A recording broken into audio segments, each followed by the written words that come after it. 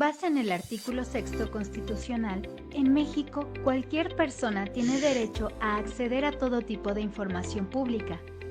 Esta información incluye al Poder Ejecutivo, Legislativo, Judicial, organismos autónomos, partidos políticos, sindicatos, así como cualquier institución que reciba recursos públicos, a excepción de los datos personales, los cuales están protegidos. Como apoyo para el acceso a este derecho, se creó el Instituto Nacional de Transparencia, Acceso a la Información y Protección de Datos Personales, INAI, a través del cual podemos realizar las solicitudes de información. Asimismo, se encarga de garantizar el uso adecuado de los datos personales. ¿Y qué información podemos solicitar? Los hechos, datos o documentos como sueldos de funcionarios, presupuesto y recursos, trabajo legislativo, proveedores requeridos, entre otros. Sin embargo, existe información a la cual no se puede tener acceso, como la información reservada y la confidencial, que incluye los datos personales. Los ciudadanos contamos con instrumentos para tener acceso a la información, pero también le toca ejercerlo, supervisar el desempeño de los gobernantes para reconocer su trabajo y, en su caso, sancionar los incumplimientos para una efectiva rendición de cuentas y poder ejercer nuestro derecho a voto con fundamento. Es por ello que hoy nuestros panelistas nos darán información de las herramientas ciudadanas con las que contamos para acceder a la información pública, así como garantizar el uso adecuado de nuestros datos.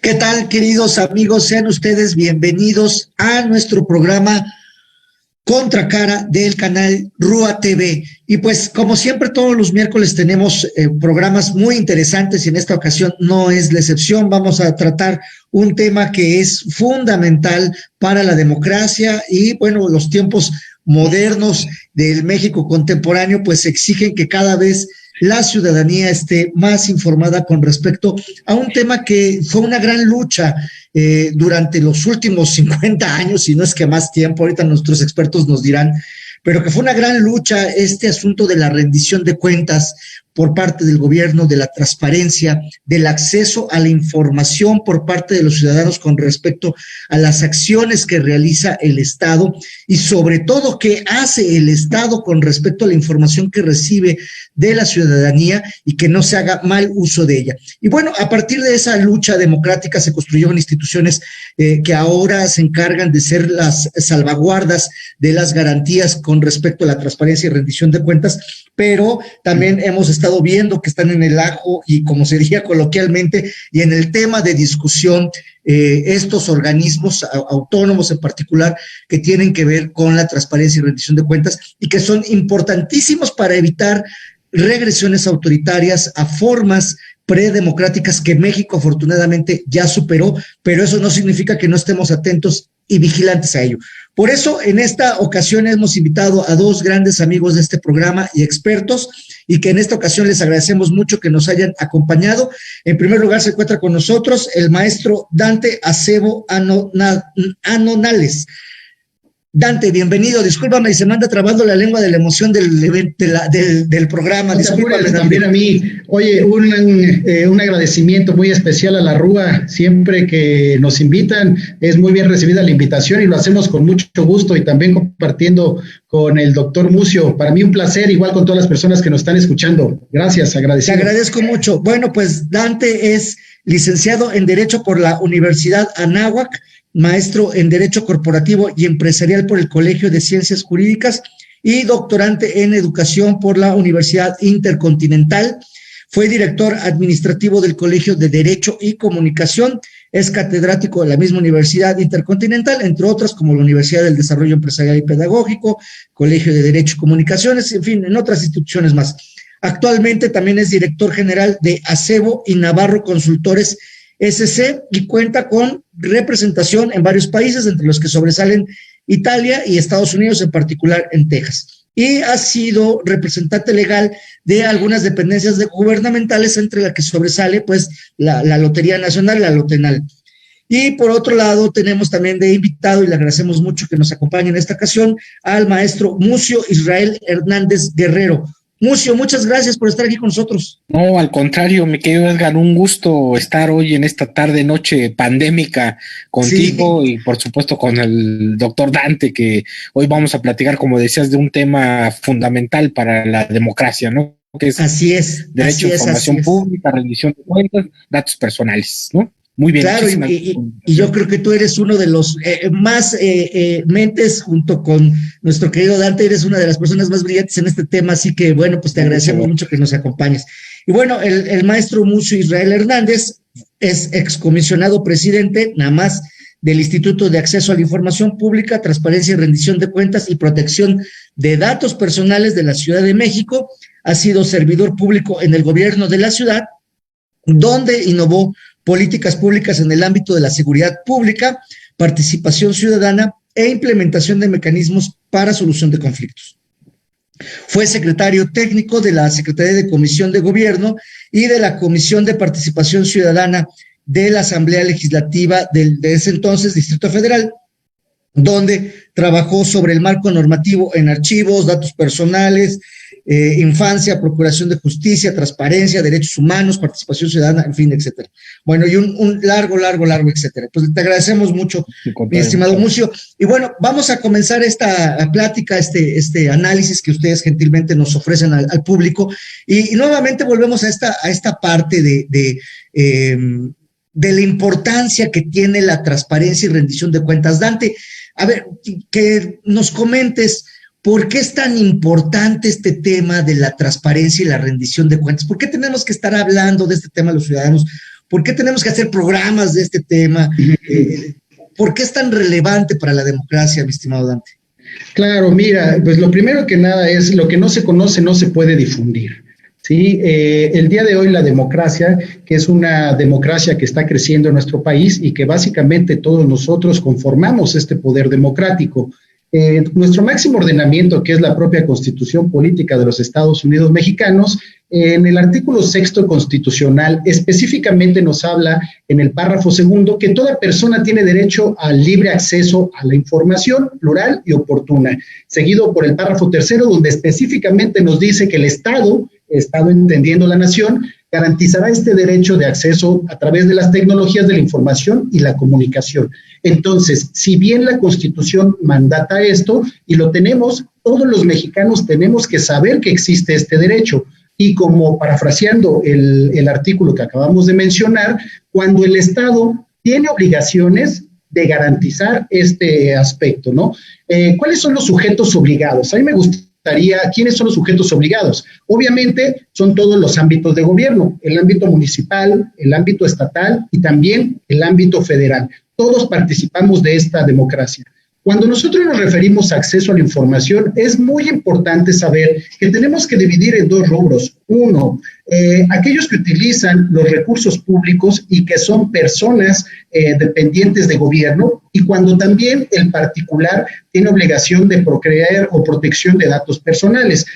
En esta primera etapa me gustaría platicar de los primeros, que son los sujetos obligados en el ámbito municipal, estatal y federal, cuando los recursos públicos son manejados a través de ellos. ¿Quiénes pueden ser? Pueden ser los propios sindicatos, pueden ser los partidos políticos, los organismos constitucionales autónomos, fideicomisos, siempre y cuando estos fideicomisos, que son una figura mercantil, sean utilizados o sean manejados con recursos públicos. ¿Por qué es importante saber esto? Porque si nos damos cuenta, todos participamos, a final de cuentas, dentro de esta máxima publicidad, que es uno de los principios que rigen el acceso a la información. La Suprema Corte de Justicia, en distintos acuerdos o específicamente en jurisprudencias, ha determinado lo que debemos entender como acceso a la información.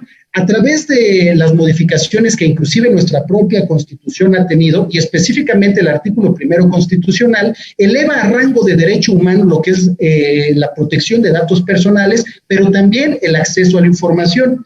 Al momento de incorporar en nuestro artículo 1 constitucional este derecho, se vuelve un mandato obligatorio a todos los ámbitos de gobierno, inclusive... Es obligatorio que el gobierno cumpla con esto. Así es. Es obligatorio. Exactamente. Y al ser obligatorio, también la propia Constitución nos dota de mecanismos para cuando una autoridad nos vulnera este derecho, hoy un derecho humano. Y ese mecanismo por autonomacia es el juicio de amparo. Un juicio de amparo que, si me lo permite Mucio, más adelante platicaremos o ahondaremos en él para ver cómo se puede presentar, en qué momento se considera violentado un derecho fundamental o, como antes lo conocíamos, una garantía individual, y cómo el Estado puede rendirle cuentas a los particulares a través del ejercicio de un derecho como es el derecho al acceso a la justicia que tenemos todos los gobernados. Insisto, todo deveniendo del artículo 1 constitucional, y esa obligatoriedad, no solo a respetar la Constitución con ese control difuso de convencionalidad y constitucionalidad, sino también a través de nuestras normas secundarias, reglamentos, etcétera, ¿no? Y con esto me gustaría cederle la palabra al doctor Lucio. Te agradecemos mucho, estimado Dante, pues esta primera entrada es muy importante y bueno que mencionas este tema de la obligatoriedad, porque eso nos pasaría a preguntarle a Mucio. Dante comentó, bueno, todo el marco legal rápidamente, obviamente, ya nos queda claro que es un asunto de carácter obligatorio, mi estimado Mucio, tú lo sabes perfectamente que es una gran, como presidente del organismo público autónomo de la Ciudad de México que se encargaba de este tema, pues tú lo sabes más que nada que normalmente el gobierno le gusta ser opaco en muchas cosas, o por lo menos esa impresión tenemos muchos ciudadanos. Pero yo te preguntaría, más allá de esta parte normativa que ya acertadamente Dante nos ha explicado, es decir, ¿cuál es la situación actual de la transparencia y rendición de cuentas en nuestro país? ¿Cuál sería tu primer diagnóstico con respecto a ello? Mira, primero decir que derecho que no se usa, como cualquier cualquier cosa que de nuestro mismo cuerpo, cosas que no se usan, quedan inutilizadas. Y me parece que, como tú bien has dicho, hay una larguísima marcha para hacer que el derecho de acceso a la información pública sea un derecho fundamental, es decir, que todo el mundo lo podamos ejercer, pero ahí me parece que debe de haber un ejercicio fundamental, es decir, debe de las personas apropiarse el asunto de este derecho, y básicamente implica el asunto de primero de establecer un diálogo con el asunto de la autoridad, porque es cierto, hay una percepción de que la autoridad por esencia siempre guarda secretos, siempre la toma de decisiones y las cosas que hace nunca las transparenta, y las decisiones no sabemos de dónde surgen, y creo que el asunto del derecho de acceso a información ha venido precisamente a intentar abrir esta almeja, este secreto, para que todo el mundo sepamos lo que Dante decía de manera muy contundente. Primero, en donde hay recurso público, debe de haber un mecanismo fundamental para que todo el mundo sepamos cómo se ejerce, cómo se gasta y hacia dónde va.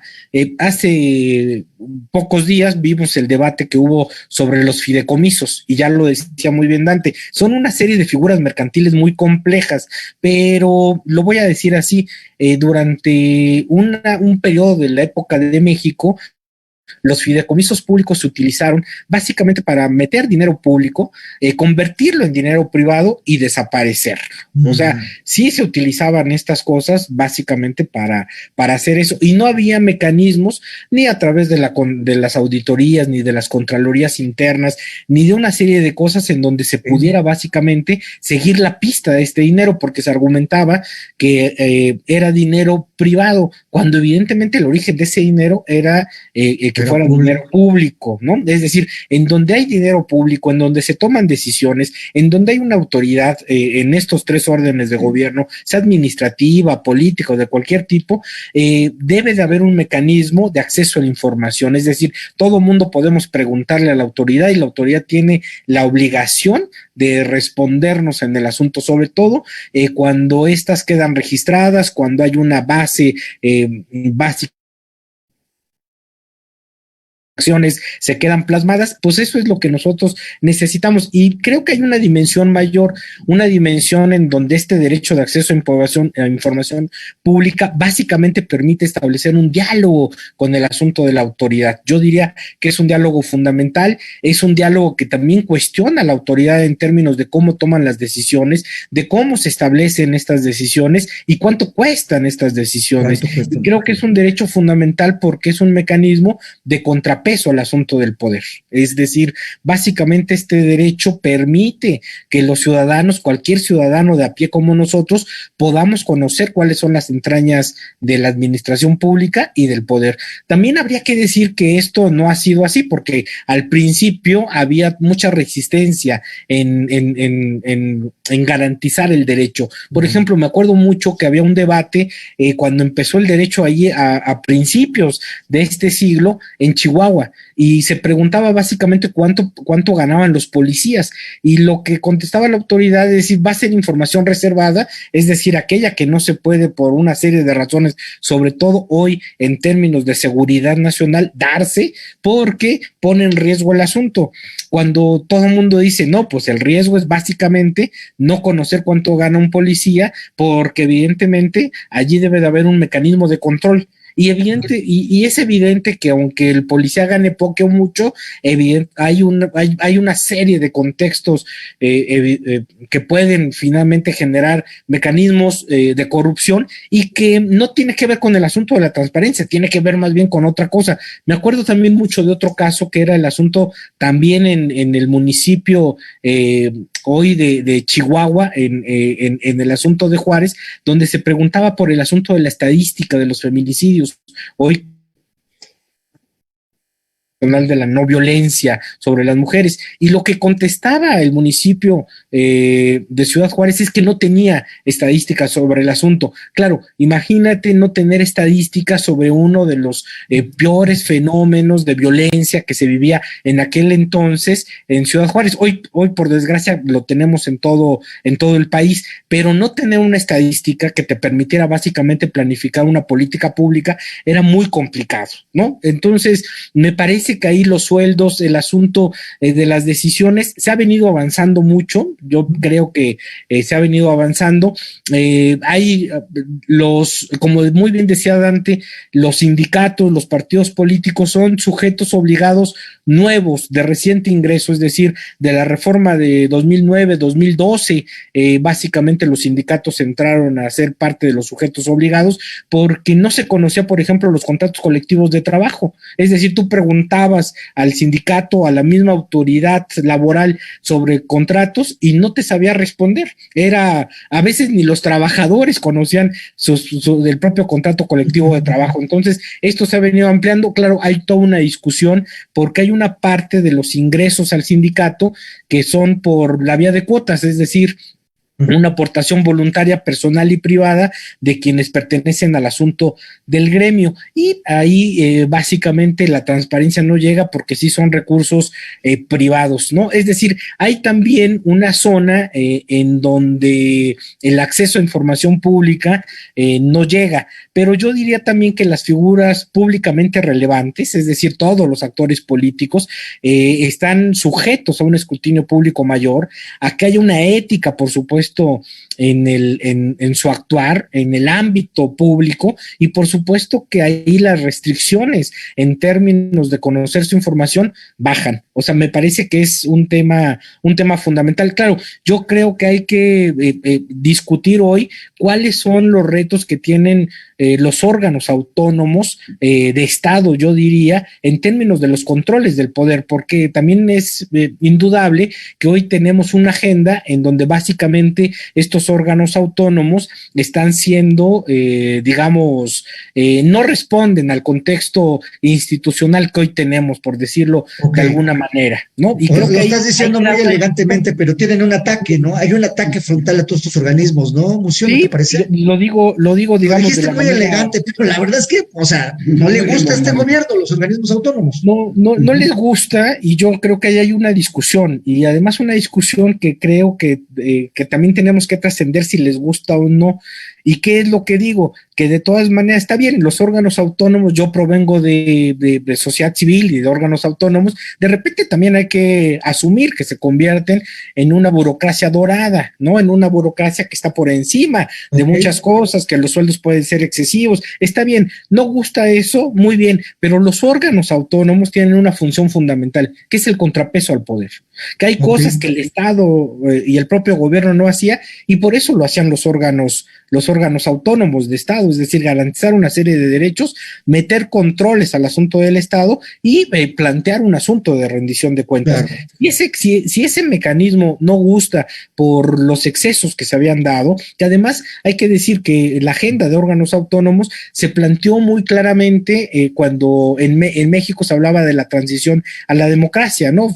Finales de la década de los 90, principios de los 2000, en donde evidentemente el INE pues es un claro ejemplo de estas instituciones autónomas de contrapeso al poder que garantizaban que las elecciones fueran transparentes, libres y que no fueran objetadas. Claro. Me queda claro que si hoy estos órganos están cuestionados, necesitamos hacer un rediseño fundamental de ellos. Eso lo podemos discutir. Lo que me parece que es esencial es el asunto de la función que hacen. Garantizar derechos, como muy bien lo decía el doctor Dante, el asunto de que sean un contrapeso al poder y la rectificación en términos de las decisiones que se toman en el espacio público. Creo que eso es fundamental. Fundamental, muy bien, muy bien.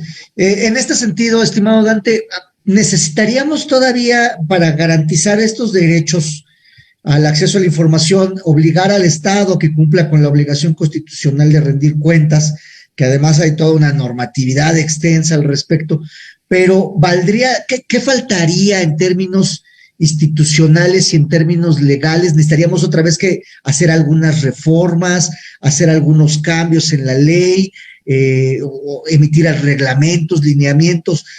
No lo sé en realidad, pero ¿qué necesitaríamos para garantizar plenos derechos, plenas obligaciones y evitar, creo que por lo menos a muchos nos preocupa y es lo que estaba planteando Mucio, pues es Mucio, insisto, lo dijo muy elegantemente, muy político, pero la verdad es que, o sea, hay un ataque hacia los organismos autónomos y a ningún gobierno le gusta la rendición de cuentas. O sea, esto no quiero decir que los anteriores estuvieran muy contentos, pero ¿qué necesitaríamos, estimado Dante? ¿Qué necesitaríamos? Es una pregunta muy interesante y la vamos a abordar desde dos tópicos. El primero de ellos, es importante cambiar algo, pero cuando no funciona lo que existe. Luego, entonces, lo que primero tenemos que hacer es que esto se difunda. Tenemos unas leyes que, si bien es cierto, han tenido muchas reformas, no menos cierto resulta que somos nuevos al momento de empezar a instrumentar ciertos procedimientos. Para nosotros modificar algo es porque ya probamos con lo que tenemos y posteriormente no nos da el resultado buscado. Me explico. Para mí, la ley que tenemos ahorita es viable, es una ley donde muchas de las personas, y lo digo todo el ciudadano a pie que no la conoce, se guía más por el acceso a la información a través de Facebook, a través de Twitter, a través de Instagram, cuando existen mecanismos socialmente construidos y legalmente construidos para tener ese acceso a la información. Y quiero manejarlo en el siguiente contexto. Por ejemplo, tema de COVID. El tema de COVID es más sencillo que tú te levantes en el día y pongas atención a un Facebook, un Twitter, que muchas veces esa información no es fidedigna y la gente confía más en una información que no es fidedigna y finalmente atribuye el mal resultado a lo que es una institución, cuando nosotros mismos le damos o le quitamos el poder a las instituciones. Me gusta mucho que hablemos de democracia, porque el principio fundamental de la democracia es que en el pueblo descansa el poder. Sin embargo, nosotros también como ciudadanos tenemos que correr con esa responsabilidad.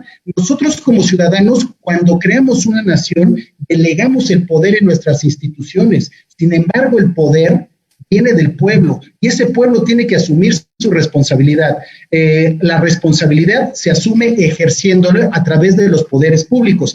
El poder público nos da las leyes. Esas leyes son hechas para respetarse y las leyes no nada más tienen una obligatoriedad de manera general, sino que también nos dotan de mecanismos para cuando una autoridad, en todo caso, nos vulnera ese derecho. Les voy a dar un ejemplo.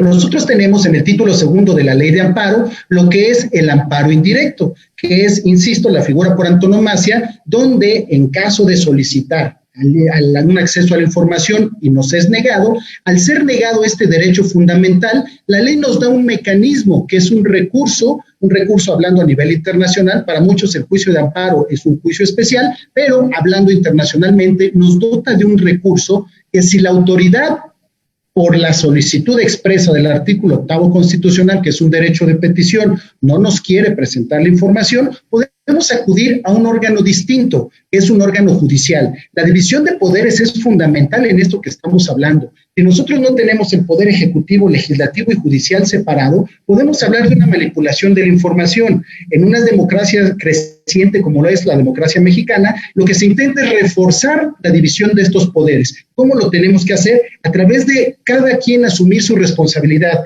El ciudadano, en esta era de la información, que a veces pareciera de la desinformación, porque es tanto el cúmulo de información que llega, que no sabemos ordenarlo y terminamos confundiendo esta información. Si nosotros queremos una información fidedigna y si en algún momento conformamos un Estado para que el Estado nos dé la protección también tiene que venir en la información y en la rendición de cuentas, como bien manejaba Musi.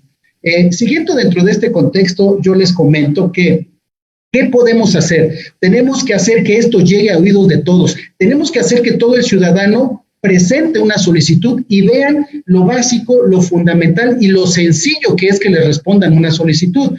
Una solicitud, en términos de lo que ha decretado la Suprema Corte de Justicia, es un hecho notorio, entendiendo por hecho notorio, un hecho que no puede ser cuestionado cuando viene de una figura pública, de una página de una figura pública. Eso ayudaría muchísimo, que todos nosotros conozcamos el derecho y que no por el simple hecho que hayamos escuchado que no nos contestan o se tardan mucho en contestar o contestan mal las cosas, con eso nos quedemos. Experimentemos. Y una vez que experimentemos, podemos decir si funciona o no. No podemos hablar de una modificación a algo que todavía no se ha medido. Todo lo que no se mide no puede ser mejorado. Tenemos elementos cuantitativos y elementos cualitativos. Si nosotros no tenemos bien contabilizado si está funcionando o no, no podemos hablar de un cambio de estrategia. Y eso se los pongo de manera sencilla. Todos aquellos que les gusta algún deporte saben que para decidir cambiar a un coach, para decidir cambiar a la persona que nos está representando, primero tenemos que ver números, primero tenemos que ver qué tanto ha evolucionado, si sirve o no sirve. El cambiar algo sin tener la experiencia de pasarlo a un escrutinio, sería ocioso, porque de lo contrario ponemos a trabajar mucho a un poder legislativo sin que el judicial haya hecho su parte, inclusive sin la ciudadanía. ¿Qué quiero decir con todo esto? Es una obligación de todos. No podemos echarle la culpa nada más al que crea las leyes, al que las ejecuta, al que las forma. Nosotros como ciudadanos tenemos que absorber nuestra propia responsabilidad, ejercitar esta a través de los medios que nos son propuestos, y en caso de que no, yo les puedo asegurar, como seguramente tenemos muchos colegas abogados viéndonos, que tenemos un sistema judicial robusto, un sistema judicial de leyes que nos dotan de la posibilidad de impugnar resoluciones. Los que en algún momento hemos estado participando del litigio privado, pues vemos a bien cuando nuestros asuntos llegan a una autoridad federal, llámese un juzgado de distrito, un tribunal colegiado, con magistrados que se encuentran muy bien preparados y que fundan y motivan sus resoluciones. Ahora, platicamos la motivación que tenemos también como ciudadanos de que no solo estamos ahora en un ámbito nacional, estamos en un ámbito internacional donde podemos jalar los tratados internacionales y aplicarlos si existe un tratado internacional que da mejor beneficio que una ley local o inclusive en un reglamento. Dentro de lo que conocemos la jerarquía de las leyes, hoy los tratados internacionales, y ahí hay un debate si están a la par o no de la Constitución, pero yo diría no nos peleemos con eso. Si hay un tratado internacional que puede mejorar lo que nuestra propia Constitución nos da sin comprometerla o sin chocar con ella, utilicemos eso. Y si existe un reglamento que es una ley secundaria donde nos da mayor protección, la que es nuestra propia Constitución, hagámoslo así. Finalmente, ya con esto termino esta intervención. Es un compromiso donde yo creo que no hay necesidad por el momento de modificar las leyes, sino más bien de hacerlas, que todos las conozcamos, ejercitarlas y en todo caso acudir con personas o con despachos como abogados para el caso de que no se respeten estos derechos fundamentales. Claro, o sea, el asunto es que se ejerza el derecho, ¿no?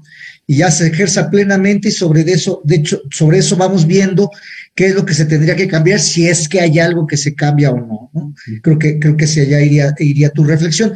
Y en ese sentido, estimado Mucio, en tu experiencia, en lo que llegaste a ver en tu trabajo tan importante en la Ciudad de México, nos preocupa mucho el tema de que la ciudadanía siente este tipo de mecanismos cercanos. Se los comento porque, por ejemplo, sé que los medios de comunicación, los periodistas, los periódicos utilizan mucho estos mecanismos pues, para construir notas. Algunos investigadores académicos también los utilizan para su información en particular. Incluso algún enemigo político del funcionario, si trae alguna vendetta, pues pide información pública y con eso arma algún asunto en contra de alguien, ¿no? Pero los ciudadanos de a pie, que no estamos interesados en política, que no somos académicos, que somos ni tampoco periodistas, pero que pues, por la vida cotidiana, por la cotidianidad que vivimos, por las obligaciones y derechos que tenemos como ciudadanos, ¿cómo nos afecta, cómo nos incide este derecho y esta obligación de la rendición de cuentas y de la transparencia? Es decir, ¿cómo podemos acercar estos mecanismos que están en la ley con mucha claridad, pero que en la realidad, bueno, ustedes son expertos y hablan con mucha fluidez del tema, pero los que no somos expertos, los que somos ciudadanos comunes, ¿cómo acercarse a este tipo de circunstancias? ¿Cuándo valorar? Yo sé que es una pregunta muy complicada la que tengo, pero ¿cuándo valorar que a lo mejor puedo hacer uso de este recurso?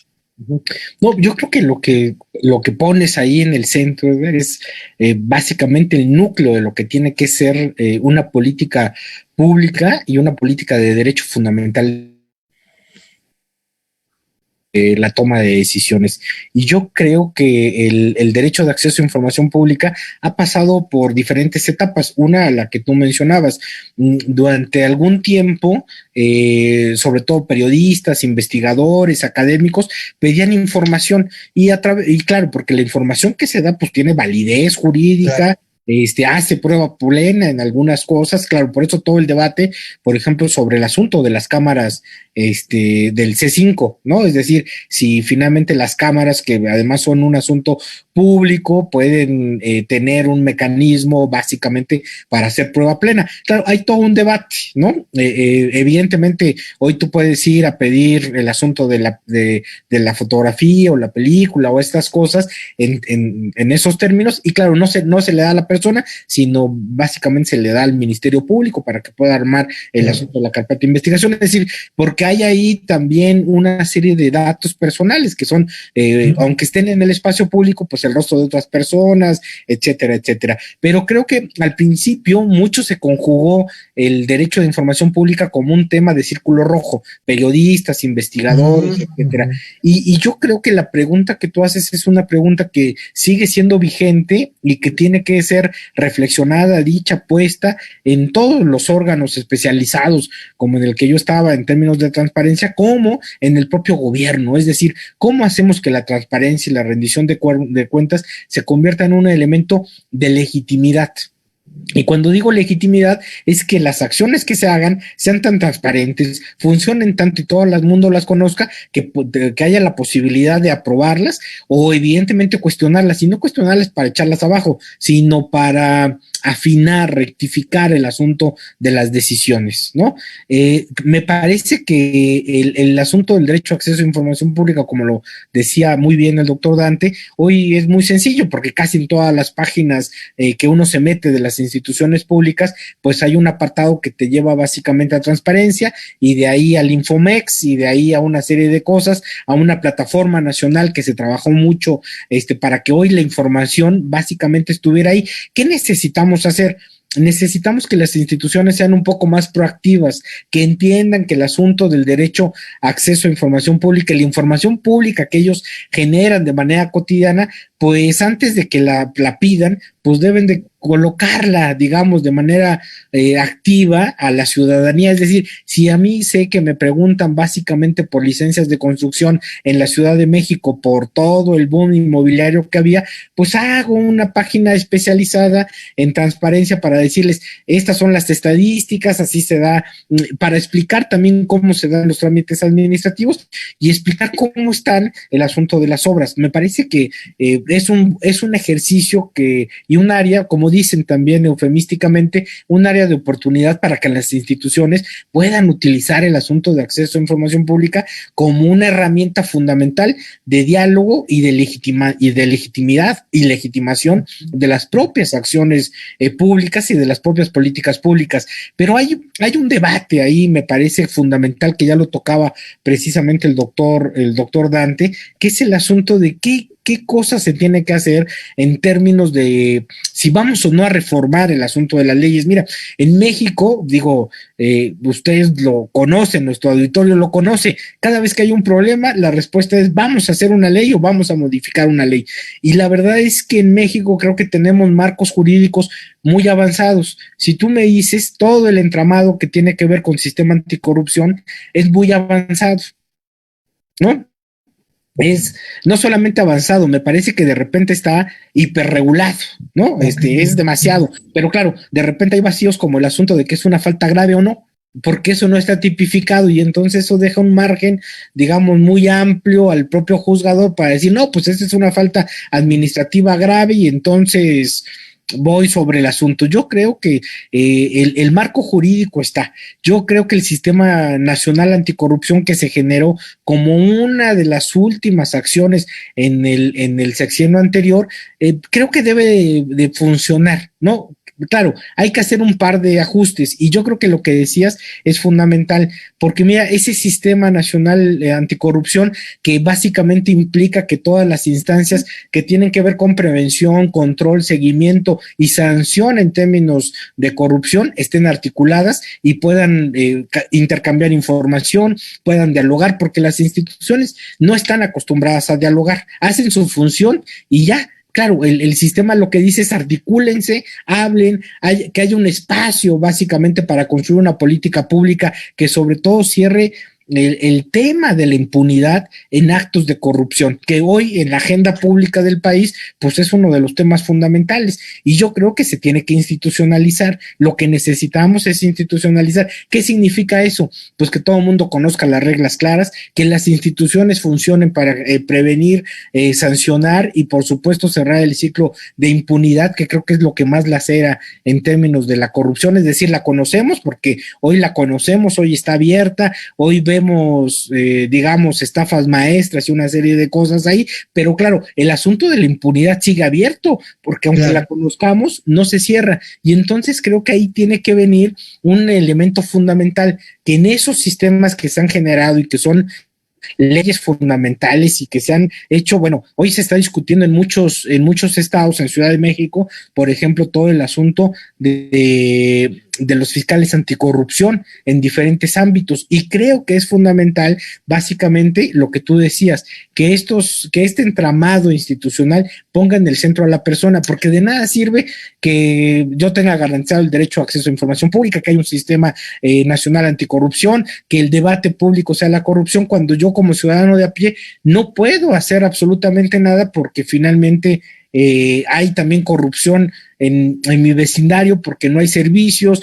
porque las luminarias no funcionan, porque no se recoge la basura, que también es un acto de corrupción que no se doten de servicios, porque finalmente hay derechos ahí que se están lesionando. Ergo, creo que es necesario poner en el centro a la persona, y lo digo muy sencillo, siempre lo he dicho muy sencillo, no es tan sencillo, pero la persona tiene que tener el poder de activar a través de una serie de botones muy básicos todo el entramado que implica el asunto de la denuncia, de la consecución y, por supuesto, de la sanción en áreas donde haya mecanismos de corrupción, porque si no ponemos y no incentivamos instancias de participación ciudadana para combatir el asunto de la corrupción, el entramado jurídico que hagamos va a estar por arriba, se va a ver demasiado ajeno a la vida cotidiana y ahí vamos a tener una lesión en nuestros derechos, que yo creo que el ejercicio es cómo generamos primero. Fíjate que, perdóneme que me lleve unos minutos más, una vez en una discusión en la Corte Interamericana de Derechos Humanos realizada en la Universidad Pontificia de Perú, el rector, cuando lo inaugura, hace una mención. Él es filósofo y digamos discípulo de Levinas, este filósofo francés con una vocación de fe digamos abierta, y lo que dice es el asunto de la corrupción es un pecado, porque lesiona a los semejantes. Claro, en nuestra tradición laica, liberal y eso suena, Sí. a mí me resonó, porque yo vengo de una tradición laica, juarista, si tú quieres, ¿no? Como casi todos los abogados en el asunto del país, ¿no? Pero claro, que dijera esto me hizo mucho sentido, porque dije, claro, la corrupción finalmente lesiona al semejante, lesiona a los ciudadanos y lesiona a todo mundo. Y claro, en Perú, hoy vemos las revueltas, Guatemala, Perú, que además Perú tiene, digo, no sé si como un estilo político, pero sí como una vocación, quitar presidentes. Y los quita Claro. básicamente por procesos de corrupción, ¿eh? Es decir, ¿por qué? Porque ahí viene el otro. La corrupción para ellos se atenta contra la administración pública, son actos materiales. Y en nuestra concepción, la corrupción atenta contra el bien común. Y claro, eso suena muy bien, pero sabemos que cuando queremos hacer un acto jurídico, tipificarlo, el bien común de repente es muy etéreo, es como el Espíritu Santo. Entonces ahí tenemos un problema de concepción, porque la corrupción se atenta contra nuestra vida, atenta contra nuestros derechos y está básicamente a nivel de cancha, ¿no? Hoy que Maradona nos ha dejado, pues está a nivel de cancha, pues el asunto. Creo que ahí necesitamos básicamente, pues sí poner lo que tú dices en el centro a las personas para que puedan echar a andar el entramado jurídico, las leyes que hay, porque eso nos va a permitir, claro, que si no gustan los órganos autónomos porque son onerosos, costosos, haces una élite dorada, está bien, pero que si haya mecanismos entonces que permitan básicamente controles, rectificación y por supuesto, digamos, seguimiento a todo lo que tiene que ver con la administración y con las decisiones públicas. Muy bien, no, pues muy, muy completo los dos argumentos y pues muchas gracias en ese sentido y vamos a darle nada más comentario del público, agradecerle a Gabriela León, un gran abrazo Gaby, a Rodolfo Moroño, gracias por estar aquí con nosotros, a Juan Pablo González, también muchas gracias, Viridiana González, que la tengo el gusto de conocer, hace algunos comentarios fuertes, a ver, dice, el mayor problema de las unidades de transparencia es sensibilizar a los servidores públicos, los ven como enemigos a los de transparencia. Luego continúa, y aún así negando los contratos colectivos. Bueno, esto es otra cosa. Que participa más la ciudadanía, hemos sido opacos. Si ya existen estos órganos, debemos exigirlos como sociedad que continúen. La ciudadanía ve las áreas de transparencia como simuladores. Bueno, está fuerte aquí lo que dice Viridiana. No, pero tiene razón, mi querido Edgar, tiene razón. Porque, no, pues se oye fuerte, pero es lo que es. Es lo que es, y mira, en mi experiencia como presidente del órgano de transparencia, nosotros luchábamos mucho porque, claro, a los de transparencia, aunque dependían de la propia administración, creían que eran sus enemigos y que eran aliados de nosotros y que entonces tenían que abrir todo, ¿no? Cuando lo que creo es que son actos de gobierno, son recursos públicos, son decisiones públicas que afectan a un montón de personas y que tienen que ser abiertas y que tienen que ser dadas a conocer por la ciudadanía, así de sencillo, o sea, y que no necesitas un asunto de una solicitud de información para darla a conocer. Creo que esa información siempre tiene que estar disponible, pero claro, lo que dice que pareciera una crítica feroz, pues claro, hoy lo que necesitamos es que también el servidor público entienda que quien entra al servicio público, pues entra a un espacio donde tiene que ser muy visible, ¿no? O sea, claro, por supuesto. Ahora son los riesgos, o sea, digamos, son los colmos como de la administración pública, pero hay que correrlo, porque son los nuevos tiempos, ¿no? Así es, muy bien. No, pues aquí están los comentarios del público y les agradecemos a ustedes que los hayan comentado. Y Dante, hace unos días hubo una nota periodística de que habían multado al PRI, en particular creo que era el PRI de Sinaloa, porque habían detectado nuevamente que habían subido el padrón electoral en venta, o sea, lo habían subido nuevamente porque ya había habido otro caso en Querétaro y también Movimiento Ciudadano había tenido otro caso. Bueno, en fin, de hecho lo multaron con 84 millones de pesos, pero vemos repetido este fenómeno de que los datos personales de la ciudadanía pareciera que están al descubierto, al voluntarismo o a la a la buena de Dios o a lo que decide el funcionario público, ¿ahí qué podemos hacer? Porque, o sea, vemos que llenamos los formatos de aviso de privacidad, y todo, pero pues los efectos de esto, especialmente con los partidos políticos sobre el padrón, pues sigue sucediendo, o sea, porque además los venden como si fuera cualquier otro producto en redes, o sea, de hecho usted lo estaba vendiendo en redes. Ok, mira, yo te voy a contestar desde la óptica de abogado, ¿no? Porque así es como me lleva mi camino. En primera, pues bueno, tenemos lo que se llama una presunción de inocencia, específicamente la pregunta si es el PRI, el PAN, el PRD, cualquiera, ¿no? Tenemos algo que se llama presunción de inocencia. Y por otro lado, hoy la mayoría de los procesos, incluyendo, traigo a colación Código Nacional de Procedimientos Penales en su artículo 8, que nos habla cuáles son los principios que regulan hoy los juicios. Nos habla de publicidad, contradicción, inmediación, continuidad, etcétera. ¿Por qué los traigo a colación? Esos mismos principios se replican también en el artículo 971 del Código de Procedimientos Civiles, que regula las condiciones entre particulares, pero también en el Código de Comercio. En el Código de Comercio 1390, apartado bis 2, tienen los mismos principios. ¿Por qué es importante esto? Porque hoy no nada más podemos hacer una aseveración, sino que cada procedimiento, me voy a guiar ahorita un poquito por el procedimiento penal, existe dentro de una etapa que nosotros le nombramos como una etapa intermedia, la posibilidad de discutir respecto de las pruebas. Este dato de prueba que se le llama inicialmente, que se puede incorporar como un medio de prueba para finalmente ser valorado como prueba. Digamos que es un tridente en lo que tenemos que ver hoy, lo que antes era una prueba y tenía que ser valorada, hoy tenemos que ver dentro de ese tridente si el dato de prueba llega a ser incorporado con un buen medio de prueba. ¿Por qué quiero decir esto? Porque los datos personales que tienen que estar protegidos, el Internet es una herramienta muy poderosa. El Internet es una herramienta que no se creó para proteger datos, se creó para distribuirlos. Por ende, es sencillo que alguien que tenga conocimiento en estos medios lo pueda distribuir.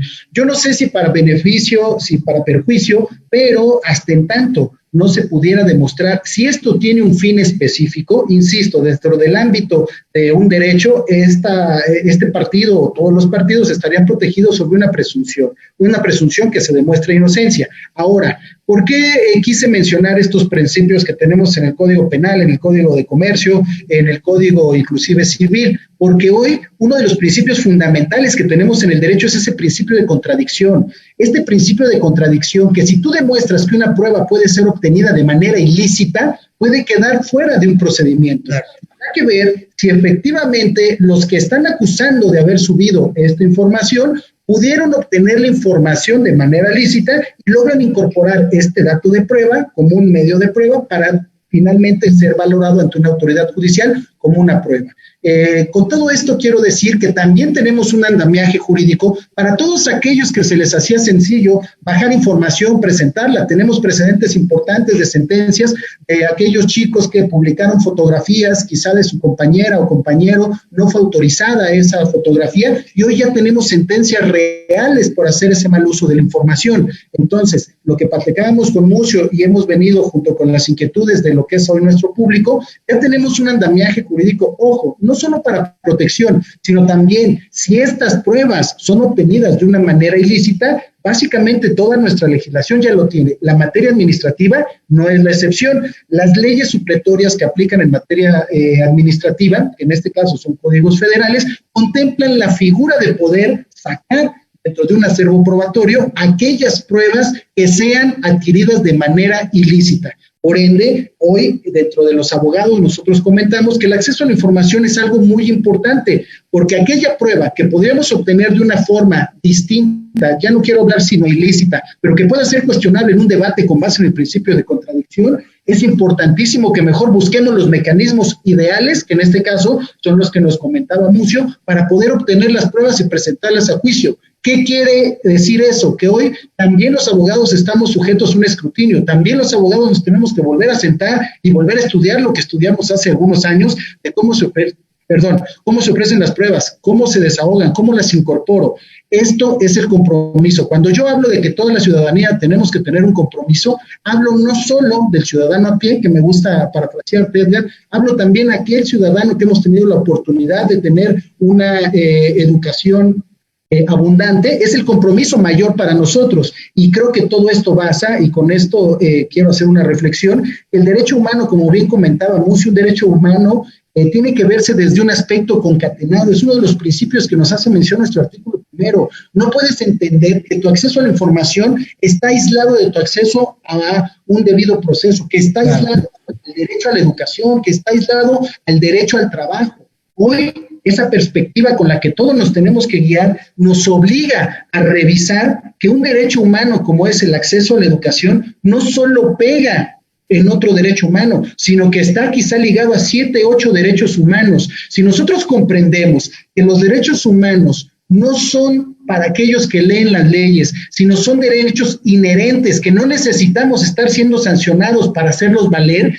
el acceso a la información, el acceso a la justicia, el acceso a una educación, a una vida libre de violencia, todo eso se va a dar por añadidura, existiendo o no los mecanismos robustos jurídicamente, porque el derecho humano es de conciencia, el derecho humano no es de sanción. Muchos dicen, es que no sirven para nada los derechos humanos, son la puerta giratoria, hay muchísimos tabúes esto, pero lo principal es que cada uno de nosotros tome el rol que nos corresponde dentro de la sociedad y analicemos con perspectiva, si yo violo un derecho humano con la corrupción, ¿qué estoy fomentando si yo entrego un dinero? Si yo estoy entregando un dinero a un funcionario público, ¿qué estoy fomentando? Que después ese funcionario no trabaje, no haga sus cosas. Y lo mismo en la iniciativa privada, no quiero cargarle al sector público, lo mismo al chico de la tiendita, al que cambia la llanta. Si nosotros fomentamos eso, no nos damos cuenta que a final de cuentas estamos pegando los otros derechos concatenados. Y si queremos llegar a un primer mundo, a tener una ciudad tranquila, libre de corrupción, no tenemos que voltear a ver qué tan bien están nuestras leyes. Primero tenemos que voltear a ver qué tan bien están los ciudadanos. Posteriormente, poner un marco jurídico robusto. Y finalmente, y no menos importante, darle el valor real a las instituciones, que se respeten las instituciones, pero a través de que los ciudadanos las empoderamos porque creemos en ellas, porque sabemos que pueden responder y porque les dotamos a ellos de la conciencia colectiva que tienen que representarnos. Es básicamente mi intención en este caso, como abogado, decir, podemos hacerlo, podemos destruir pruebas ilícitas, podemos aportar pruebas lícitas, pero eso ya es un ámbito jurídico, en un ámbito contencioso. Lo ideal, en un aspecto formal, es que no tuviéramos que llegar a ese aspecto contencioso. La misma legislación ahorita está volcando todo para medidas alternas de solución a conflictos, terminaciones anticipadas. Claro. Y hoy es como tenemos que vernos. ¿Para qué nos vamos en un juicio? Si tú y yo tenemos la conciencia de poderlo resolver de manera práctica, de manera concreta, con única y exclusivamente la conciencia. Entonces, hagamos leyes más conscientes, pero sobre todo para ciudadanos conscientes. No puede servir una ley consciente para ciudadanos inconscientes y viceversa. Creo que legislativamente falta mucho, pero en la medida que solicitamos el cambio legislativo, creo que también en esa medida nos tenemos que exigir a nosotros como ciudadanos para que funcionen todos los ámbitos de gobierno concatenados. Entonces, es un compromiso común que creo ninguno de los ámbitos de gobierno separados va a lograr una solución. Podemos tener una ley perfecta, pero con un ciudadano imperfecto la ley perfecta no funcionará y viceversa, ¿no? Un ciudadano imperfecto con una ley perfecta tampoco. Eso es básicamente lo que... Muy bien. No, pues muy completo, te agradezco mucho, Dante. Mucio, lo mismo, datos personales de la ciudadanía, bueno, ¿qué pasa con los partidos políticos que andan con el padrón ahí electoral? Y que probablemente en las campañas que vienen el próximo año veamos más asuntos de estos.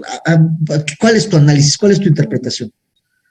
Vamos un poco, digamos, la otra cara de la moneda de lo que nos menciona Dante tiene que ver básicamente con la superficie de esto, que es el asunto de la protección de datos personales. Hoy básicamente hemos trasladado, hoy mismo, miren, en esta charla amena, en esta tertulia sobre una serie de cosas, estamos en el ámbito digital, es decir, por esta pandemia en 8 meses ha sucedido lo que no había sucedido en una década. Básicamente todo el mundo nos hemos montado en el ámbito digital, vamos a los home office, vamos a, digamos, todas nuestras relaciones prácticamente las hemos ya hecho digitales, ¿no? Hasta nuestras relaciones amorosas pasan básicamente por el asunto del ámbito digital, ¿no? Y hay hasta... Claro. todo un debate, ¿no? Porque finalmente hay quien dice, pues sí hay que hacer sexting, y hay quien dice no hay que hacer sexting, y hay evidentemente hoy una ley Olimpia que básicamente por lo que decía Dante muy bien, el asunto de los principios, si no hay un asunto de consentimiento, se puede iniciar un proceso legal en contra de quien difunda datos personales en redes, ¿no? Sobre todo de contenido sexual, que me parece muy importante. Pero bueno, el asunto está en que la protección de datos también un derecho fundamental, ¿no? Y básicamente es todo aquello que concierne a una persona, que la hace identificada e identificable y que no puede ser difundida sin su consentimiento, que debe tener básicamente la recolección de los datos personales deben de ser lícitos, no deben de ser desproporcionados, es decir, hoy por ejemplo los QRs para el asunto de la pandemia que en muchos negocios se están utilizando, colectan el asunto del número telefónico. El problema es que el número telefónico está vinculado a un nombre, porque no te lo dan si no hay un nombre, a una dirección y a un montón de datos. Entiendo que el gobierno no tiene acceso básicamente a ese montón de datos porque están en otra base, pero evidentemente no sabemos ahí los parámetros de recolección y si son proporcionales o no, si son desproporcionados o no, que me parece que ese es uno de los temas que hoy tenemos que discutir, porque mira, en el ámbito digital, el petróleo del siglo XXI son los datos personales, porque te permite configurar básicamente bases de datos muy flexibles que te permiten identificar gustos, preferencias, ritmos, una serie de cosas que te permiten establecer tanto campañas a todos los niveles. Ahí el asunto de las campañas electorales, que seguramente por el asunto pandémico, digo, no quiero ser ave de mal agüero, pero seguro la pandemia va a durar un poco más allá de lo previsto y seguramente por marzo, que van a iniciar campañas electorales, vamos a tener que hacerlas a través de ámbitos digitales. Y allí el asunto de los datos personales van a ser fundamentales, porque claro, quien se mete a una campaña electoral sabe que el mensaje tiene que llegar básicamente a su electorado, porque de nada sirve que le lleguen a un chino, a un ruso, digo, y no exagero, porque finalmente en el ámbito digital está interconectado, sino a donde quieres. Y para eso necesitas datos personales, que yo creo que la gran batalla básicamente es cómo hacemos que la gente proteja sus datos personales y que no solamente los proteja, porque no es un asunto de autocuidado. Ahí debe de haber un debate en términos que el Estado debe de regular el asunto de los datos personales, como hoy se regula los salarios mínimos o el asunto, no sé, debates que por ejemplo tienen que ver con el asunto de acceso al ámbito digital, la neutralidad digital, por ejemplo, que se está discutiendo. Creo que también el tema de los datos personales debe de estar regulado básicamente por el asunto del Estado. ¿Qué implica eso? Implica básicamente que no porque tú entres a una página digital o tengas un servicio digital o hagas uso de una plataforma, te puedan extraer todos los datos personales y sin tu consentimiento puedan básicamente utilizarlos para otras cosas, es decir, para indexarlos, para meterlos en una base de datos que se los venden después a partidos políticos, a un sinfín, digamos, de compañías que mercadean o hacen una serie de cosas. Creo que hoy lo que necesitamos es proteger nuestra identidad. Hoy lo que necesitamos es proteger nuestro dato personal y que eso implica jurídica, porque mira, hay una contradicción con lo que tú preguntabas, mi querido Edgar, en este asunto. ¿Qué pasa con el asunto de los datos personales de los padrones electorales? Hay un tema, porque básicamente, por ejemplo, las listas nominales son datos personales de todo el mundo, porque ahí viene la foto, el domicilio y esas cosas, y se entregan a los partidos políticos. Y claro, los partidos políticos son quienes tienen acceso básicamente a este asunto. Claro, claro, cuando hacen una difusión de eso, pues hay evidentemente no solamente una transgresión al principio de licitud, consentimiento y eso de los datos personales, y tendría que haber una sanción, sino también puede haber un asunto, yo digo ya como lo explicó Dante, de transgresión legal, que yo creo que esa es la parte que hay que ver. Ahora, hay datos sensibles, caracterizados como sensibles, las preferencias ideológicas, partidarias, religiosas, pero también la ley de datos personales y la ley de transparencia lo que dice es que por ejemplo, los integrantes de un sindicato y de un partido político tienen que ser públicos porque son parte de las obligaciones de transparencia de los partidos y de los sindicatos. Claro, hay una contradicción porque este dato puede ser un dato sensible si tú estás afiliado o no a un partido. Es decir, hay una serie de contradicciones. Antes se creía que el dato personal era el límite de acceso a información pública. Hoy me parece que es un derecho autónomo, liberado y fundamental, en donde básicamente lo que necesitamos es que sí exista una serie de medidas que nos permitan básicamente controlar, esto es casi imposible, controlar nuestros datos personales en el ámbito digital. Es decir, una vez que entramos, dejamos una huella, un montón de huellas en el ámbito digital que es muy difícil de controlar, pero claro, lo que necesitamos, y por eso digo, sí se necesita la regulación del Estado para que la huella que dejemos en el ámbito digital sea cada vez menor, más regulada, es decir, quien utilice plataformas, quien dé servicios, quien haga compras en línea, etcétera, no deje una huella tan amplia,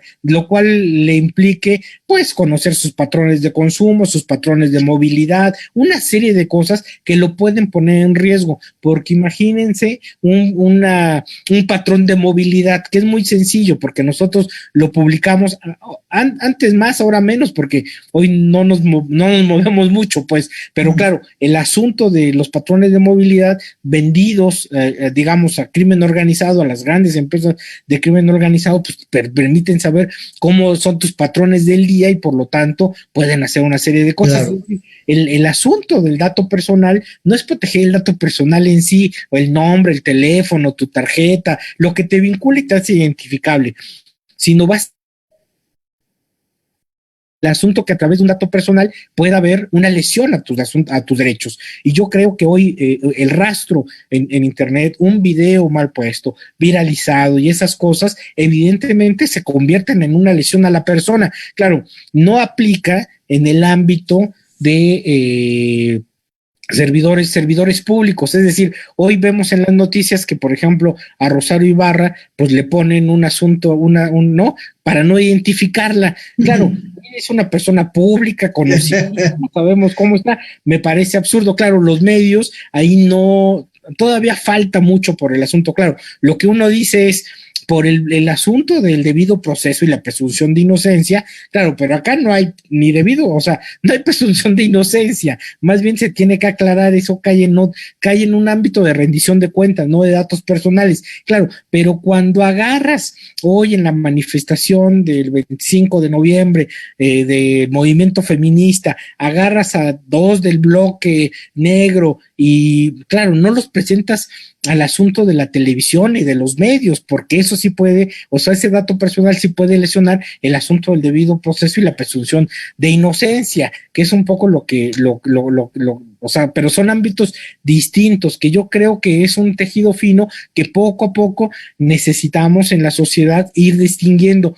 Y a mí sí me preocupa, porque finalmente, pues, digamos, está mal que haga referencia, pero yo ya he dado una lucha y una batalla muy importante, básicamente porque los datos personales en el ámbito digital tengan la posibilidad, básicamente, de que haya, por ejemplo, una revocación de consentimiento. Fíjate que hay un problema con las leyes. La ley de Ciudad de México, está mal que lo diga, pero como la hicimos todavía nosotros, quedó, digamos, con un mecanismo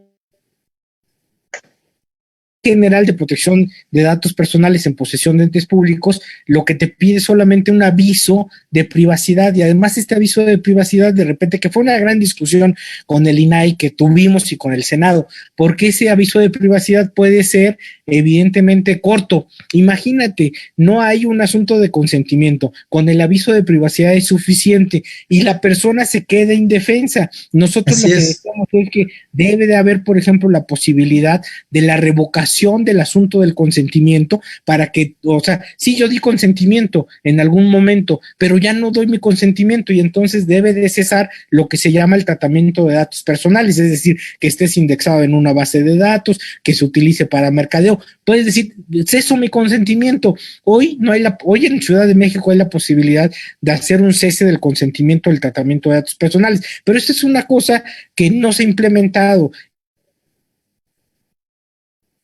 Cuando suben los impuestos a las plataformas y acabamos pagándola nosotros por un tema de neutralidad digital, creo que tenemos la posibilidad de pedir que, por ejemplo, podamos rescindir nuestro consentimiento. Digamos, claro, hay un gran debate sobre el asunto si el consentimiento puede ser un instrumento fundamental para poder controlar los datos personales. Yo digo, hoy no hemos inventado otra cosa y entonces si yo doy mi consentimiento lo puedo retirar y debe de cesar el tratamiento de datos personales. Pero eso debe de plantearse, por eso digo que sí es importante que intervenga. Claro, hay un debate ahí, porque mira, toda la comisión, todo el asunto de derechos humanos, sobre todo en la región latinoamericana, estuvo marcado por las feroces dictaduras de los 70s y los 80s, y entonces ponen en el centro del derecho el asunto de la libertad de expresión. Claro, que es muy importante. Claro, cuando tú dices controle sus datos en ámbitos digitales, pareciera que hay una coalición de derechos, por ejemplo, con el asunto de libertad de expresión, y eso ha sido un debate muy complejo, que además, lo voy a decir así, auspiciado mucho por las grandes empresas de procesamiento de datos personales, Google, Facebook, estas cosas que son los grandes monstruos y que prácticamente estamos, dependemos de ellos para un montón de cosas y que ellos se han negado básicamente a tener mecanismos para que las personas puedan controlar sus datos personales. Lo que dicen es, estás en mi plataforma, esta plataforma es privada y como tú te subes de manera, das tu consentimiento, yo hago lo que quiero con tu dato personal. Y nosotros lo que decimos, no, debe de haber una serie de posibilidades para que las personas podamos controlar nuestros datos personales, que eso es prácticamente imposible. Sí, claro, el otro argumento, que es muy técnico, lo que dicen es que este procesamiento de datos personales que hacen las plataformas son automatizados, es decir, lo hace un robot. Lo que decimos es, sí, pero ese robot ha sido programado por un humano, por lo tanto, los parámetros para que funcione el algoritmo es humano, por lo tanto hay intencionalidad, por lo tanto debe de estar sujeto a un asunto de regulación, pero digamos, es una batalla fuerte, es una batalla, digamos, que hoy se da y que hoy está mucho más abierta, porque claro, nuestra vida está en el ámbito digital y si no protegemos en el ámbito digital nuestra vida, va a ser muy complicado después controlarla, porque claro, hoy en esta charla que ha sido muy buena, muy amena, pues hemos dejado nuestra huella y nuestra impronta y va a durar hasta, digamos, lo voy a decir un poco exageradamente, hasta la eternidad en el ámbito digital. Así es. Y si un día Edgar o Dante o yo decidimos que en ese momento histórico estaba bien, pero después ya no, también tenemos la posibilidad de rectificar el asunto, ¿eh? Así es. Por eso a todo el mundo se asusta y dice, no, porque la libertad de expresión, no, porque no sé qué cosa. Claro, me queda claro que el derecho a la libertad de expresión ha sido fundamental y ha sido fundante de las democracias en América Latina, pero claro, hoy estamos en un contexto en donde el ámbito digital se puede convertir en algo que lesiona a las personas, que nos controle de manera definitiva. Y eso lo hemos visto con el tema de la pandemia. Digo, con esto acabo mi larga perorata. Digamos, en Oriente, básicamente China, Taiwán, Corea y eso, el asunto de seguimiento de infectados, de casos con COVID, ha sido a través básicamente de un mecanismo digital. Claro, eso te permite saber, rastrear, conocer, identificar, aislar. Claro, pero ahí hay una pérdida, por supuesto, de la libertad de movilidad, porque finalmente, a ver, nuestra Constitución en el 16, me parece, te permite el libre tránsito. Y entonces, ¿por qué un tercero debe de conocer tus movimientos? Porque claro, que hay un asunto de geolocalización, es un asunto de intervención de un tercero que es el Estado y que eso no se permite para saber cuál es tu movimiento. Claro, puede haber, digamos, en el asunto, claro, todo el mundo me pregunta, oye, los QRs para el asunto de la pandemia en Ciudad de México, le digo, claro, hay una excepción.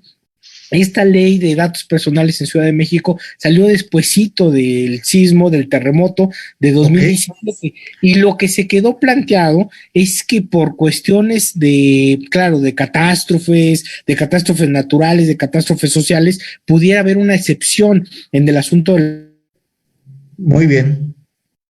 Por una catástrofe sanitaria, es decir, por una catástrofe sanitaria el Estado sí puede recabar datos, puede tratarlos, porque se trata básicamente de un tema de alarma, ¿no? Claro, si te informa y hay un aviso de privacidad y te dice no va a ser desproporcionada, eso no quiere decir que estén deslimitados y que no cumplan con los principios, que ese es un problema, porque la legislación de datos personales de nosotros es de orientación europea y se basa en principios, legitimidad, lealtad, proporcionalidad, etcétera. Claro, pero necesitamos pasar, yo creo, y dar la discusión a lo que decía Dante, que es el asunto de cómo hacemos efectivo el asunto del derecho en otros ámbitos, porque claro, en la ley de protección de datos personales no te da más que medio para regañar, ¿no? A que trata datos de manera ilícita. Claro, lo que necesitamos es que te regañe. Claro, en otras latitudes te imponen multas muy severas, ¿no?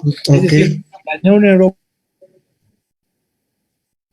pues hace un año acaso, a Google por $1 millón por un tratamiento de datos personales ilícito. Claro, me parece que a las empresas podría funcionar eso, claro, y a las instituciones públicas que hagan tratamiento de datos personales indebido, partidos políticos, dícese, institutos electorales, creo que debería haber sanciones también que también tienen prácticamente muy bien más fuertes, ¿no? Perdónenme que me haya... No, está bien, te agradecemos mucho, pues ya sabes que tenemos el tiempo encima. No, pero sí, sin lugar a dudas, yo creo que vamos a necesitar hacer 3 programas con ustedes para discutir, por lo menos 3 programas con ustedes para discutir este tema, ¿no? Te agradezco mucho y tanto a Dante como a Mucio les agradecemos mucho la extensión y qué bueno que tenemos la oportunidad de hablar sobre este tema y espero que en 1000 años no se arrepientan y luego quieran bajar este video, o sea, les aviso. No, Dice Patricia, dice Patricia Zavala Rangel, saludos, buenas noches a todos. Precisamente ya desde hoy se están recibiendo llamadas para encuestar, preguntando por quién votarías, candidatos y partido político de preferencia. Y la verdad, a algunas personas no nos agrada esto. Desafortunadamente, nadie te explica cómo tienen tus datos, quién autoriza, para que te busquen, además de que es importante la regulación del Estado, hasta por la cuestión de seguridad personal. Sobre todo en estos tiempos en que estamos viviendo un ambiente tremendo en inseguridad. Luego pregunta Armando Sotomonte, como ciudadano, ¿cómo podemos usar la información pública para tomar decisión sobre nuestro voto, tomando en cuenta que manipulan la información? Bueno, y así hay una serie de preguntas que desafortunadamente ya no nos da tiempo aclararlas, discutirlas, pero sí les pediríamos a ustedes, Dante, Mucio, una brevísima conclusión de este tema. ¿Cuál sería tu conclusión en primera instancia, Dante? Bueno, mi conclusión es que los datos personales son sumamente importantes, que nosotros mismos los empecemos a proteger. Tenemos instituciones y otras autoridades que lo pueden hacer, pero creo que todo debe de empezar desde casa, ¿no? Si nosotros desde el momento en que subimos una foto al Facebook, al Instagram o cualquier red social, sabemos que va a ser pública esa fotografía y tarde o temprano puede ser utilizada a favor o en contra de nosotros. La invitación es que conozcan las plataformas, tenemos plataformas robustas, el gobierno ha destinado distintas cantidades económicas en todos los niveles, municipal, estatal, federal. No quiero decir que sean ya suficientes, como bien lo comentábamos con Mucio, pero sí existe, por ejemplo, para entretenernos un buen rato, para todos participar de esta creación de la democracia, de protección de datos personales y incentivar también a las autoridades para que tengan mejor resultado con nosotros como particulares y viceversa, ¿no? Por el lado también de protección de datos personales, bajo los principios que decía Murcio, licitud, consentimiento, calidad, finalidad, lealtad, proporcionalidad, responsabilidad, todo eso tiene un sentido. Y ese sentido fue creado para que nosotros, en el momento en que queremos participar de nuestros datos, también tengamos esa protección. No podemos caer en el desuso o en esa cerrazón de que no podemos dar la credencial, no podemos dar el QR, sino más bien hay que saber en qué momento proporcionarlo y hacer valer nuestros derechos. Si una autoridad, o más bien, ni siquiera una autoridad, si llegamos a un restaurante y en todo caso nos quieren pedir el QR, nosotros también pidamos la autorización de ese restaurante, de ese bar, de ese lugar donde vayamos, para que de manera recíproca, si ellos no lo tienen, pues bueno, hagan lo propio y mejoren en ese sentido. Y nosotros vamos a estar entregando información a aquellas personas que no nos dan esa certeza de que nuestro dato personal va a estar protegido cuando lo demos. Porque de lo contrario, pues estaremos ahí volando, como bien dicen, en bases de datos. Hay lugares, efectivamente, y no nos hagamos de la vista pequeña, de la vista corta, donde venden esas bases de datos, ¿no? En el momento en que identifiquemos, pues también la denuncia ciudadana es importante, administrativa, civil, mercantil, penal, laboral. Nosotros podemos contribuir también para que esto vaya mejorando, y esa es la conclusión que yo hago, ¿no? Muy bien. Ser partícipes junto con las autoridades, pero caminar de la mano, que alguien no vaya adelante o atrás, en distintos aspectos temporales, se adelantará uno a otro, pero finalmente tenemos que cruzar la meta juntos. De no hacerlo así, pues obvio, siempre habrá un ganador y un vencido, y eso no es lo que se trata. No es lo correcto. Muy bien, no, pues te agradecemos mucho que nos hayas acompañado, que nos hayas dado esta cátedra sobre la legislación que impera sobre esta materia. Dante, te agradecemos mucho. ¿Dónde te podemos seguir en tus redes? Ahora sí que haciendo uso de esta información abierta, ¿dónde te puede seguir el público? Sí. ¿Dónde puede ver tu trabajo, tus actividades profesionales, obviamente? Mire, en Facebook me encuentran como Dante, A mayúscula C, AC, como empieza mi apellido, Dante AC. En el caso de despacho, etcétera, me pueden encontrar en www.A de árbol, U de uva, nuevamente U de uva, N de niño, guión medio, lawyers, que es abogados en inglés, LAWYERS.com. Es el despacho, estamos Acebo, Uchautseri, Navarro, asociados, por eso es el AUN. Y ahí con mucho gusto también subimos luego participaciones. En ambos casos, pues yo soy el más agradecido como siempre. La cátedra también que Mucio fue una clase, básicamente lo que acaba de dar, emocionadísimo. Creo que al igual que tú, Mucio, nos hubieran faltado unas 3 o 4 horas para... Yo creo que sí, faltó bastante. Ambos nos tuvimos que ser muy rápidos en las opiniones, quizás saturamos de información, pero es por la emoción que da tratar de compartir tanta información, que como lo he dicho, la información es para compartir, es una información que no se comparte, no sirve. Y creo que compartimos, y lo puedo ver sin conocer mucho a Mucio, que compartimos el gusto por el conocimiento y que ese conocimiento se transpone en todos lados para mejorar, ¿no? Para mejorar y para aportar algo a nuestro bello país, ¿no? Y sobre todo yo creo que tienen los dos un gran amor por la democracia, que eso, de hecho esa es la razón también de ser de este programa. Muchas gracias, Dante, te agradezco muchísimo. Mucio, rápidamente, brevemente, una conclusión al respecto de todo esto que hemos discutido esta tarde.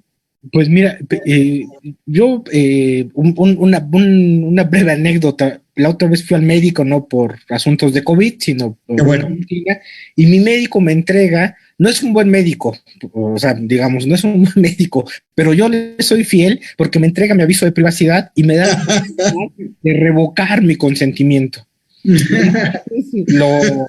Lo adoro, pues, por eso. No es un buen médico porque es una cosa complicada ahí, pero me permitió hacer un asunto de revocación de mi consentimiento, y entonces yo le soy fiel nada más por eso. Cuando se lo dije, se asustó, ¿no? Porque me dijo, oye, está mal, no está muy bien, y por eso voy a hacerte fiel, aunque no seas buen médico, ¿no? Es un apóstol de la democracia, ¿no? Exactamente, ¿no?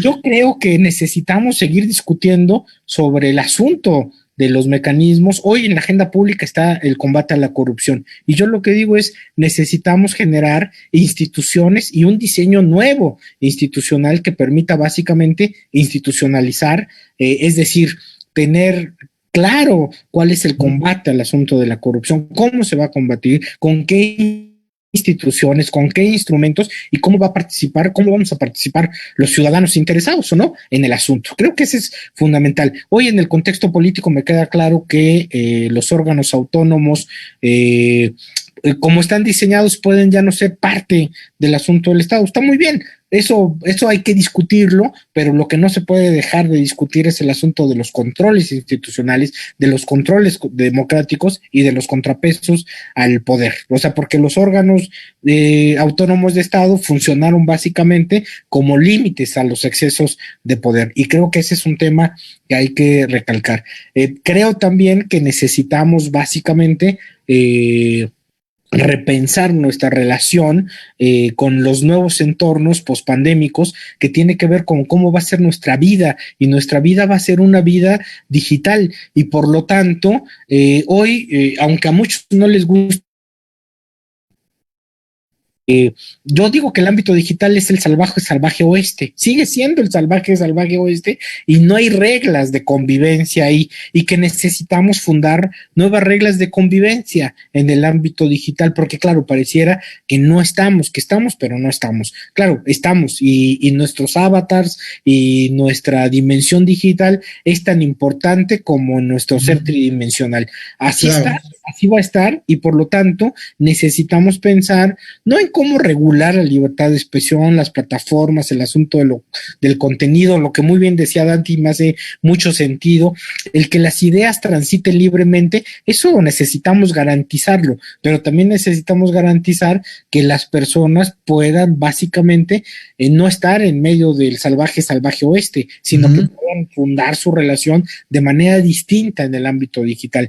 Y creo que mucho tiene que ver con el asunto de entender qué está pasando en el ámbito digital, cómo está pasando, cuáles son en realidad, no diría que los oscuros deseos de las plataformas por controlar básicamente nuestra vida, pero las controlan, ¿no? O sea, yo siempre he puesto muchos ejemplos, desde el asunto que de repente hablas a una pizzería y en la pizzería te dicen, hoy no le vamos a vender pizza, señor, porque sabemos que sus triglicéridos están altísimos.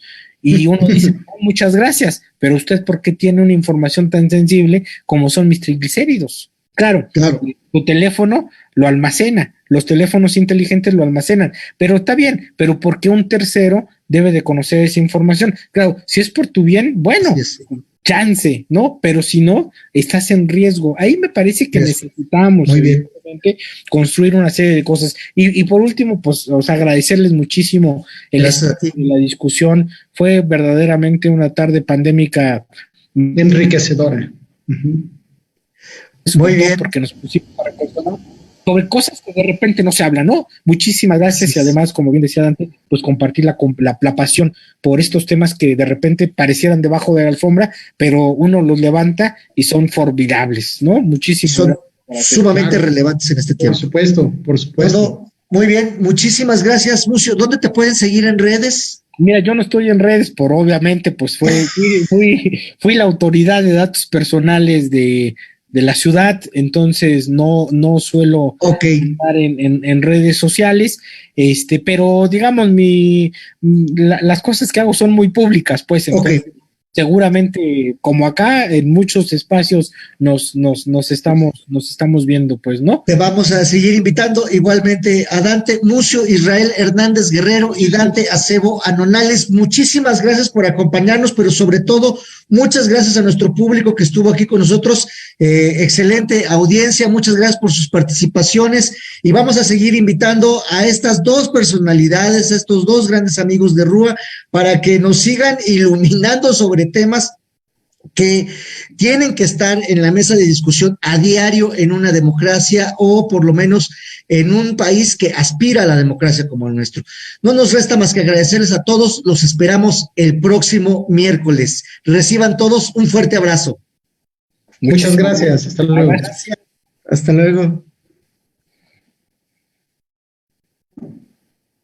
Muy bien. Muchísimas gracias, les agradecemos mucho su atención. Ya cerró. Muchísimas gracias. Una cátedra Mucio, muchas gracias, felicidades. Al contrario, me quedo Dante, muchas gracias por compartir el espacio y de verdad, la pasión por estas cosas que de repente no se hablan y están muy... Hoy más, pero creo que es fundamental el espacio para discutirlo, ¿no? Y ahorita que por supuesto todo el asunto de la información pública, pues no, ahora es cuando más se tiene que hablar del tema, más del tema, ¿no? Pues sí, la verdad es que Padrísimo todo y la gente también que nos acompañó, muy bien, las preguntas muy pensadas, muy lógicas. Sí. Creo que Sí, de hecho, una chica que preguntó, yo la conozco porque trabaja en un